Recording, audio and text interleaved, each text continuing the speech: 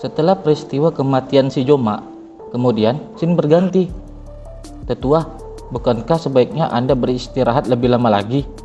ucap sang sadau ke Pak Tua Gong Sonsu.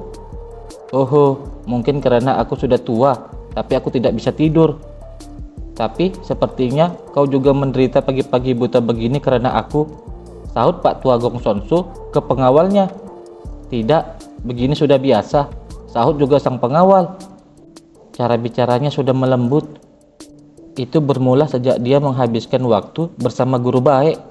"Aku harus banyak berterima kasih padanya," pikir Pak Tua Gong Sonsu menilai perubahan sikap pengawalnya. "Tentu saja hari yang dijanjikan sudah lewat dan ujian masuknya hari ini," lanjut ucap Pak Tua Gong Sonsu. "Tampaknya begitu," sahut juga sang pengawal. "Ah, tetua, ada surat untuk Anda. Sudah Anda baca?" ucap lagi sang pengawal ke Pak Tua Gong Sonsu. "Ya sudah, untungnya aku bisa menyelesaikan ujian sebelum kita harus pergi," terang Pak Tua Gong Sonsu ke pengawalnya. "Kalau begitu, saya akan bersiap."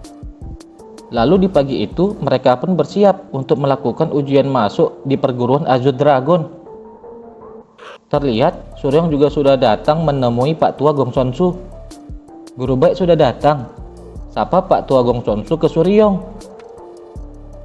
"Kakek bangun pagi ya?" sapa juga Suryong ke muridnya itu. "Cuma kebetulan saja, tapi tidak biasanya guru baik berkunjung sepagi ini. Melihat ekspresimu, sepertinya ada masalah," ucap Pak Tua Gong Sonsu menilai sikap Suryong. "Kelihatan jelas ya," sahut Suryong. "Orang lain mungkin tidak tahu, tapi kau tidak bisa menyembunyikannya dariku. Kalau ada yang membuatmu khawatir, ceritakan saja padaku," lanjut ucap Pak Tua Gong Sonsu ke Suryong. "Ini masalah yang tidak bisa kuceritakan pada orang lain," sahut lagi Suryong ke Pak Tua Gong Sonsu.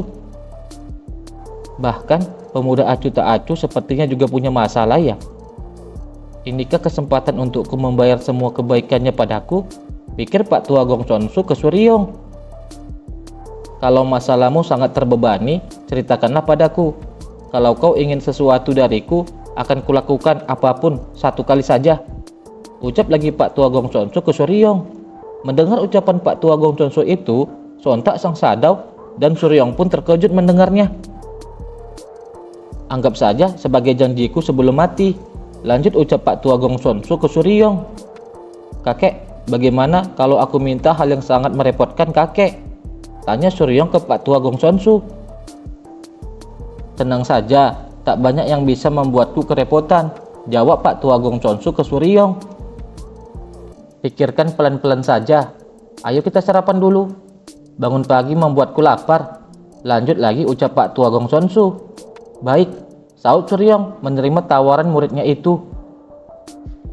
Kemudian Shen berpindah ke perguruan Azure Dragon. Di sana sudah banyak orang yang bersiap untuk melakukan ujian masuk murid baru. "Oh, bagus, bagus," ucap seseorang dengan rasa senang melihat suasana perguruan Azure Dragon yang akan melaksanakan ujian masuk penerimaan murid baru pada hari itu. "Apa yang membuatmu begitu senang?" tanya juga seseorang kepadanya. "Semua ini para pendekar muda yang mempercayai mimpinya. Akan ada anak seperti apa di antara mereka?"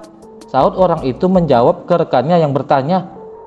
"Nanti akhirnya setengah dari mereka harus gagal dan pergi dari sini. Dan di antara yang lolos, setengahnya mungkin akan pergi besok dan akhirnya hanya akan ada sedikit murid yang bertahan." Ternyata lawan bicara orang itu adalah Guru Nam Gongsu. "Kau selalu pesimis ya? Bukankah terlalu cepat berpikir begitu?"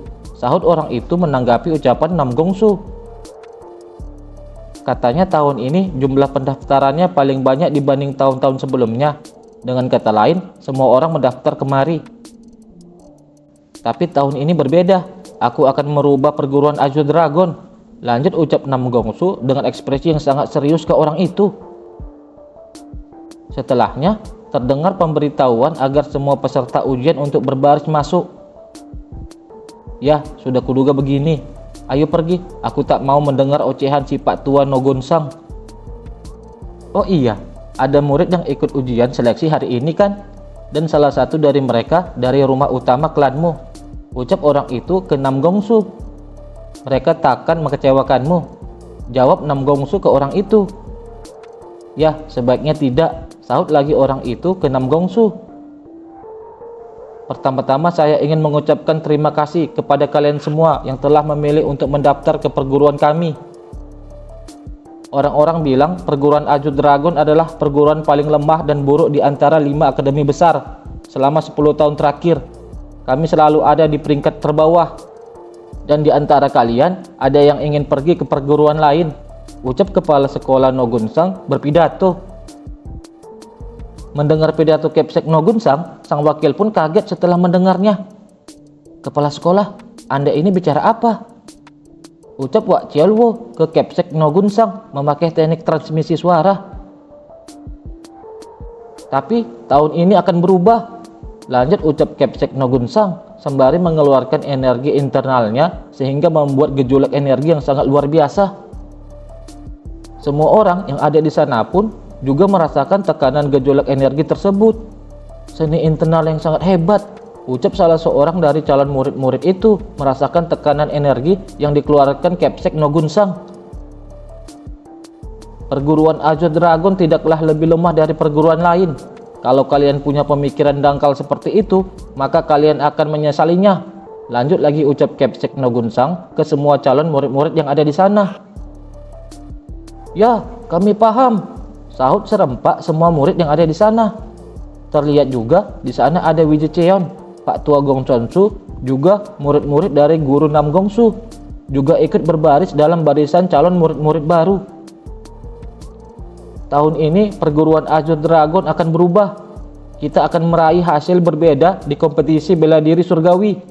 Aku bersumpah atas gelarku Guanyin, Sang Seribu Tangan, Nogunsang, ucap tegas Kepsek Nogunsang menutup pidatonya ke semua orang-orang yang ada di sana. Mendengar lagi ucapan Kepsek Nogunsang, wakil Kepsek Wak Chielwo pun menjadi kaget lagi. Hah? Kenapa beliau tiba-tiba bilang begitu? Ucap Wak Chielwo menanggapi ucapan Kepsek Nogunsang. Sementara Suryong yang melihat ekspresi dari wakil Kepsek Wak Chielwo itu hanya tersenyum menanggapinya. Tiba-tiba Suryong mengirim transmisi suaranya ke Kepsek Nogunsang. Kerja bagus, ucap Suryong memuji pidato Kepsek Nogunsang. Aku tak berani bilang kalau kita akan menang. Ini cara terbaik untuk menetapkan tujuan, ucap lagi Suryong ke Kepsek Nogunsang. Karena itulah kalian harus berusaha sekuat tenaga, sahut Kepsek Nogunsang ke Suryong. Kalau kalian berpikir bahwa ujian seleksi ini akan mudah, maka bersiap-siaplah untuk segera keluar dari sini, ucap lagi Kepsek Nogunsang ke para calon murid yang ada di sana.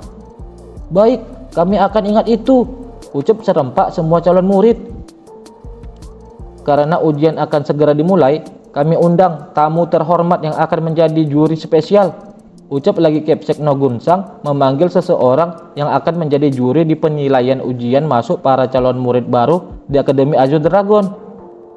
Juri spesial? Aku baru tahu ada yang seperti itu, ucap seseorang sembari maju melangkah menuju podium. Hah? Dia mirip dengan guru Nam Gongsu? Mustahil, ucap para calon murid-murid baru, tak menyangka orang yang mereka lihat itu. Sudah lama sekali sejak terakhir kali Guanyin Sang Seribu Tangan memanggilku seperti seorang teman. Salam kenal semuanya, namaku Nam Gong Jaiha, tapi juga terkenal sebagai Raja Pedang Biru Surgawi. Ternyata dialah sosok yang berbincang dengan Nam Gongsu sebelumnya, yang juga berasal dari klan Nam Gong, juga salah satu dari 10 orang hebat di Murim. Sosoknya terlihat muda, namun ia berusia sepantaran dengan Kepsek Nogunsang. Melihat Nam Gong Jaiha telah berada di atas podium, sontak semua calon murid yang mengetahui siapa dirinya pun menjadi bersorak semakin bersemangat karenanya. Terima kasih atas sambutan kalian yang hangat. Hari ini aku diundang sebagai juri spesial oleh kepala sekolah perguruan Azure Dragon. Jadi mohon bantuannya, ucap Nam Gong Jaiha sembari memberikan salam hormatnya ke semua calon murid yang ada di sana. Setelah itu terlihat Nam Gong Jaiha berjalan bersama dengan Kepsek Nogunsang. Terima kasih, berkatmu para peserta jadi makin antusias. tahun ini perguruan Azure Dragon akan membuat kalian semua terkejut, ucap Kepsek Nogunsang membuka obrolan ke Namgong Jaiha. Oh, tak sabar melihatnya, sahut Namgong Jaiha.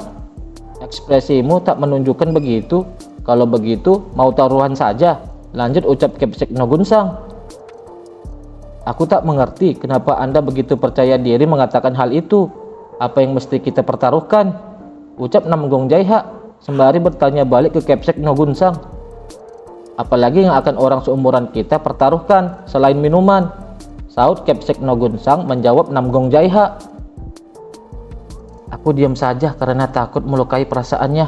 Tapi aku sudah menilai kemampuan para peserta seleksi. Tak ada seorang anak pun yang membuatku terkejut. Namun di hari yang cerah ini, tak ada alasan untuk mengacaukannya dengan hal yang negatif.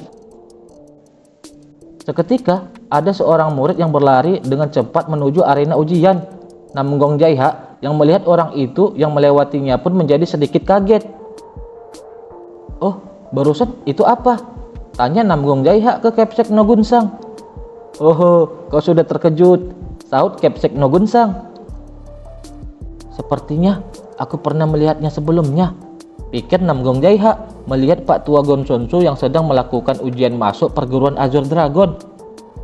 Tatkala Pak Tua Gongsunsu memperkenalkan dirinya kepada guru pelaksana ujian, seketika itu juga Namgong Jaiha pun sangat terkejut. Apa? Gongsunsu? Apa yang dilakukan orang itu di sini? Gumam Namgong Jaiha setelah mengetahui Pak Tua itu bernama Gongsunsu. Dia adalah peserta ujian terbaik tahun ini. Siapa sangka kau akan sangat terkejut. Aku pastikan akan memesan minuman paling mahal di restoran, ucap lagi Kepsek Nogunsang menjawab pertanyaan Namgong Jaiha tadi. Sepertinya Nogunsang masih belum sadar siapa dia. Dia mungkin akan merasa tidak nyaman. Jadi sebaiknya aku diam saja. Kalau beneran terungkap, bisa jadi masalah. Jadi sebaiknya diam saja, pikir Namgong Jaiha menilai situasinya. Oke, aku kalah, sahut lagi Namgong Jaiha ke Kepsek Nogunsang. Lalu di sisi Pak Tua Gongsunsu, ia mulai bersiap melakukan ujiannya sembari mencabut pedang dari sarungnya. Setelahnya, ia mulai memperagakan teknik yang dikuasainya. Jurus pertama ia keluarkan. Selanjutnya, ia mengeluarkan jurus keduanya dengan sangat sempurna dan elegan. Wajah itu pasti dia, tapi ku dengar dia sakit dan sedang memulihkan diri di tempat yang jauh. Bagaimana bisa dia bergerak selincah itu?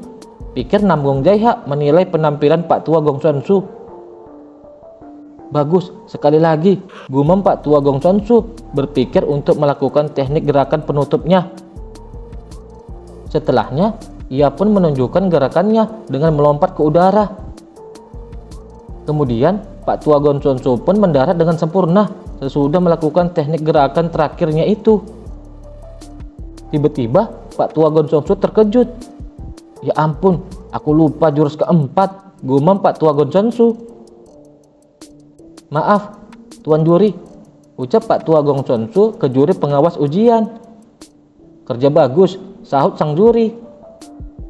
Aku lupa satu jurus, tapi kalau diberi kesempatan sekali lagi, aku bisa menunjukkannya sekarang, lanjut ucap Pak Tua Gongsunsu ke sang juri. Tidak bisa, peserta selanjutnya silakan maju, ucap sang juri ke Pak Tua Gongsunsu dan memanggil peserta selanjutnya. 1 bulan terlalu singkat, andai saja aku bisa latihan lebih lama, pikir Pak Tua Gongsunsu sembari pergi meninggalkan arena ujian. Tidak, pola pikir seperti itu bisa jadi racun. Aku harus berusaha keras sampai akhir, gumam lagi Pak Tua Gongsunsu menyemangati dirinya sendiri. Sembari juga ia terus diperhatikan oleh Namgong Jaiha. Tak lama kemudian terdengar pemberitahuan bahwa seleksi ujian pagi telah usai. Para peserta dipersilakan untuk beristirahat. Kelompok White Dragon sudah memutuskan menyusun strategi ujian praktek, jadi aku harus pergi ke sana sekarang, gumam Pak Tua Gongsunsu sembari bersiap pergi menuju ke tempat teman-temannya. Tiba-tiba ada transmisi suara yang menyapa Pak Tua Gongsunsu. Perdana Menteri, sapa suara itu ke Pak Tua Gong Chonsu. Mendengar panggilan itu, Pak Tua Gong Chonsu pun sangat kaget mendengarnya. Lalu ia pun melirik dari mana asal teknik transmisi suara itu berasal. "Aku tak ingin mencelakaimu. Apakah Anda ada waktu sebentar?" tanya pengirim suara ke Pak Tua Gong Chonsu. Yang ternyata Pak Tua Gong Chonsu identitas aslinya adalah seorang Perdana Menteri Kekaisaran.